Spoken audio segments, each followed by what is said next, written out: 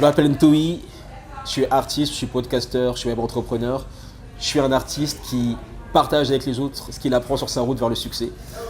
Je suis nommé pour les Restart Awards en ce 1er octobre 2019 et je vais vous raconter mon histoire.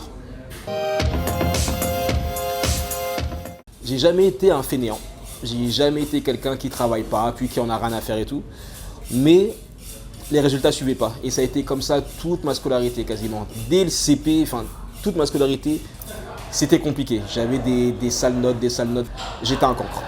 Et on me le disait. Okay, j'ai eu énormément de pression. Avec les années, ça ne s'améliorait pas. Mon petit frère est tombé malade quand je suis rentré en 6e. Il a eu un trouble comme ça. On rapproche ça de l'autisme, tu vois, mais on ne sait pas vraiment en vérité. Il a eu un shift comme ça, donc toute mon adolescence, on a dû gérer avec ça, gérer les problèmes que ça peut impliquer d'avoir un enfant malade. Et du coup, ça n'aidait pas ma scolarité, parce que du coup, j'étais encore plus laissé de côté, je devais me débrouiller, et j'arrivais pas. Du coup, il y a des personnes proches de ma famille qui ont dit « Ok, là, il y a un truc bizarre, on va à l'hôpital ». Et du coup, j'ai raconté un peu certaines choses et ils m'ont dit « Je pense que vous allez rester avec nous. » Tu vois, c'est comme dans les films. Tu vois, comme dans les films, on dit « Ah, on va vous embarquer, vous allez rester avec nous. » Je suis resté plusieurs semaines en hôpital pour enfants. Où, les médicaments, donc j'ai grossi, puis les psys. Je suis tombé sur des adultes incroyables qui m'ont parlé. Et j'ai commencé à écrire. En fait, c'est ça qui m'a beaucoup aidé. Franchement, écrivez. J'ai commencé à écrire pourquoi est-ce que je me retrouve à l'hôpital. Qu'est-ce que je fais quand je sors. Tu vois, j'ai pensé un peu comme un tolard. Ok, quand je vais sortir, je serai beaucoup plus... Donc ouais, je me dis, ok, eux ce sont des vrais amis. Eux ce sont pas des vrais amis. Il faut que j'arrête de faire ci. Il faut que je me remette à la musique. Je commençais à faire des plans, mais sur la comète, alors qu'avant, je déprimais, je mangeais n'importe comment. Je commençais à faire des délires bizarres. Tu vois, toutes les tentations que tu peux avoir quand tu es jeune. Et là, à l'hôpital, ça a coupé tout ça. J'ai pu faire une introspection. C'est ça qui m'a beaucoup aidé. Et après, quand je suis sorti, j'ai redoublé ma 3e. Ça a été très compliqué. Mais puisque j'étais parti à l'hôpital et que j'avais pris plus de temps pour me connaître, j'ai pu recommencer à écrire, à faire de la musique, à lire, à avoir des énergies positives, à me remettre vraiment dans un environnement beaucoup plus optimal pour un jeune.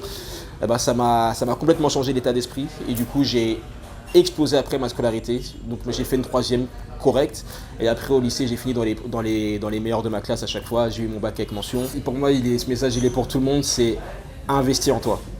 Investir en toi, c'est peu importe ce que tu veux faire, peu importe déjà investir en toi avec ton entourage. Parce que moi à cette époque-là déjà c'était compliqué niveau scolarité, mais je commençais à traîner avec certaines personnes qui étaient néfastes pour moi. Donc déjà investis dans ton entourage, entoure-toi de personnes inspirantes, inspire-toi de personnes qui croient en toi, inspire-toi de personnes auxquelles tu crois également.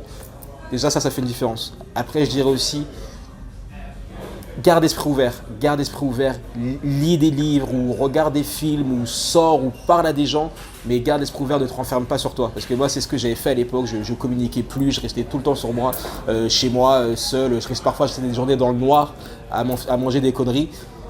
Ouvre, sors de chez toi, investis en toi constamment. Et surtout, je dirais une chose, c'est que les choses sont temporaires. J'ai lu une phrase dans un livre il y a quelques jours, c'est que quand les choses vont bien, on se dit souvent que ça ne va pas durer, voilà, que toute bonne chose a une fin. Alors que quand les choses vont mal, on se dit tout le temps oui, je ne peux pas m'en sortir, ça va durer toute la vie. Et c'est pas logique. Ton échec, ta situation est provisoire. C'est temporaire si tu fais les choses. C'est temporaire si tu te bouges. Et ça, c'est vraiment le message que je voudrais.